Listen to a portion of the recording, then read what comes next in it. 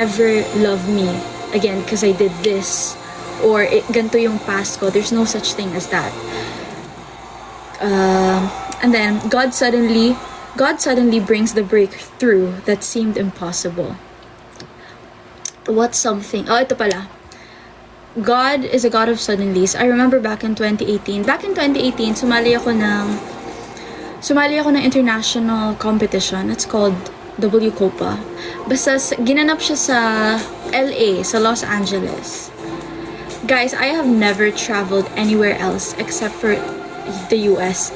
Imagine yun. Hindi kami we've never traveled even to an Asian country. So what would make me think na makakapunta ako ng LA? Sagot namin yung mga bayarin, by the way. It's not free. We have to shoulder everything. God's a God of suddenly. That time, God suddenly, may pinadala siyang tao, gave us 150,000. Cheque. Imagine niyo, gaano pa suddenly yun. There was one time, 1 week na lang before bayaran ng plane ticket or something. Basta, hinati yung payments namin into like 3 batches. So, payment 1, payment 2, payment 3. Parang payment 1, airplane tickets or something else. 100K. It was 100K. Wala pa kaming 50% a week. Isang linggo na lang, bayaran na. So, may nagpadala ng 100. Sakto! Ang galing ni Lord magbigay, no? Sakto. So God suddenly brings the breakthrough that seemed impossible. Hindi yung cheque. Iba.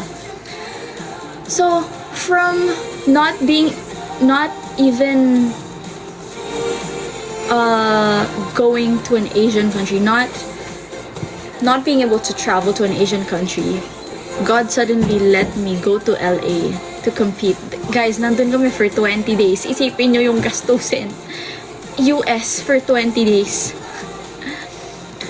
Napanganga ka na lang sa flats. Diba? Para nung bata ko, sa isip-isip ko din. Here's the thing. Siyempre, kapag bata ka, medyo mas malaki yung faith natin. Kaya yung sinasabi nila na, have a childlike faith.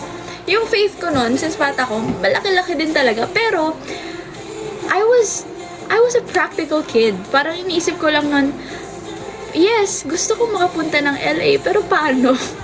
Parang sa isip-isip ko nun, my mom's doing everything she can to raise that money that we need.